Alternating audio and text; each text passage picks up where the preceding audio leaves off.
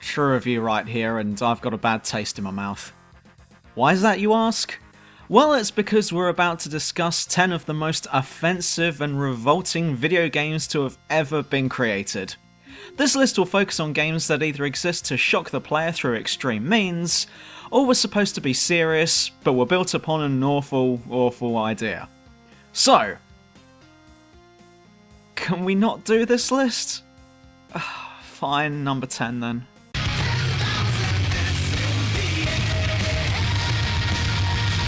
Postal 2!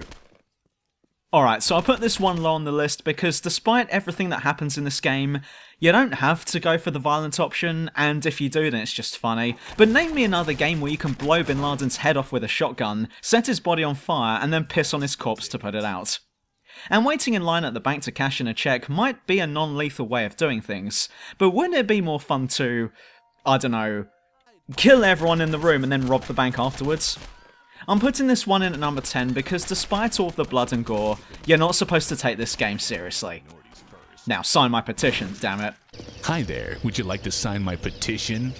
I'm sorry. You gotta be fucking kidding.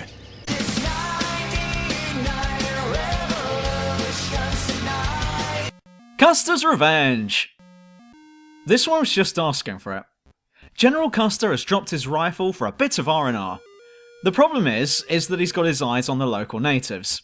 This Atari game gets you playing as General Custer as you dodge arrows, or possibly lightning. It's hard to tell because Atari graphics, y'all. All in the name of claiming some Native American poon.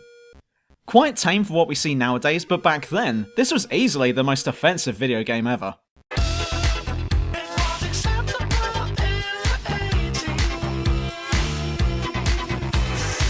Border Patrol! If you're faced with an immigration problem, how would you solve it? That's right. Shoot anyone who crosses the border. No, wait, what? Yeah, Border Patrol is a game about shooting Mexicans who are trying to get into America. There's no way to win this game because as the game progresses, the horde of migrants increases to stupid levels, so they're gonna get through in the end.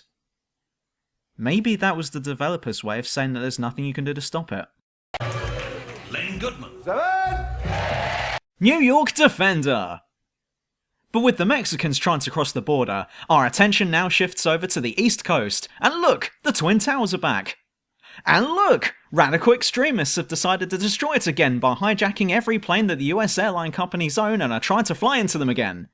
But have no fear because the Department of Defense have set up a giant laser to shoot down any planes that go near them.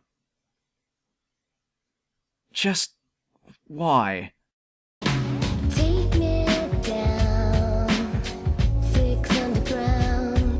KZ Manager!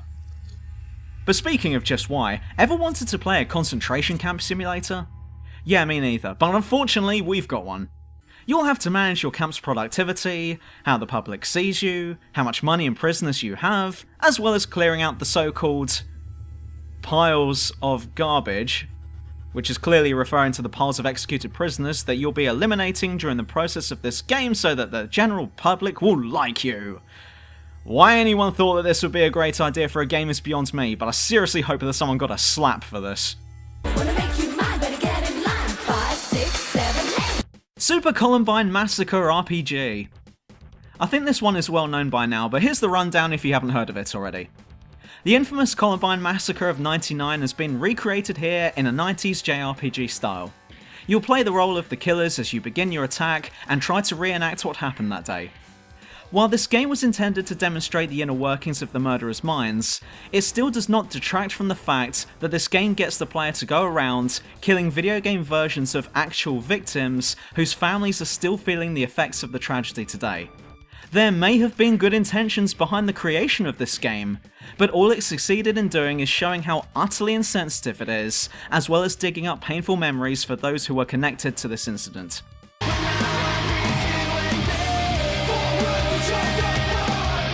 VTech Rampage.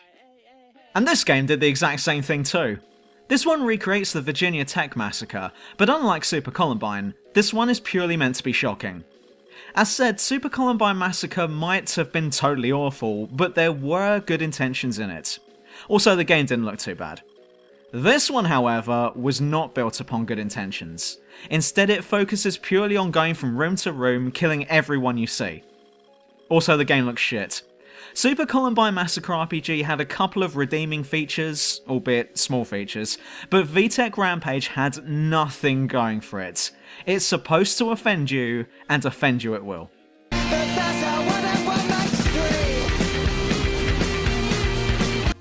Muslim Massacre!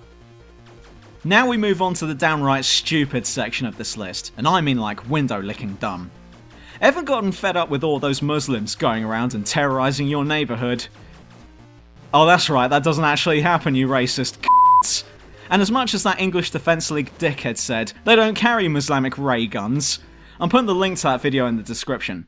Sure, freedom of speech and all, but you have to watch it, it's hilarious as f***. Anyway, Muslim Massacre is exactly what it says on the tin. You shoot loads and loads of Muslims because apparently why not? The developer has stated that this game exists purely to demonstrate a point. That point being that the existence of violent games does not make its players violent, and I suppose that this dev has a point, because no one has been inspired by this game to commit genocide. Having said that, the graphics are laughable, so I doubt anyone will take it seriously.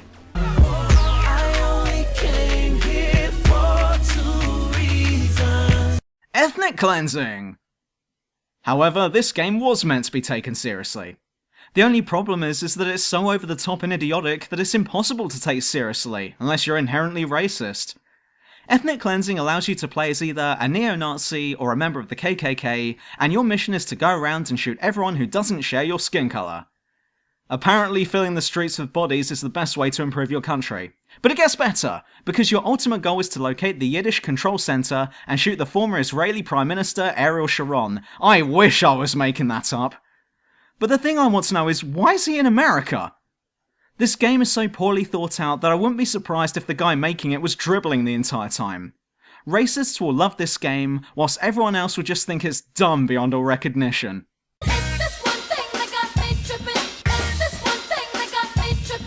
Rayplay! Oh come on, you saw this coming.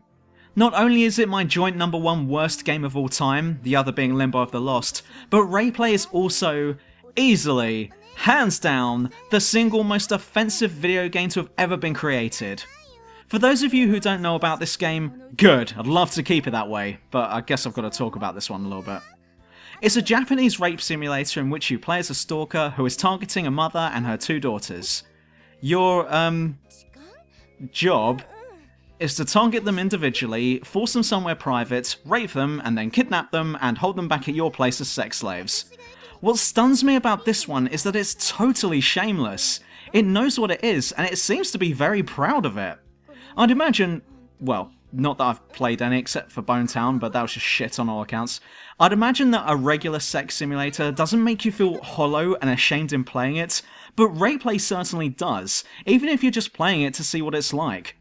Rayplay only succeeds in making you hate yourself, and why wouldn't you after you've actively engaged in the act of rape in virtual form?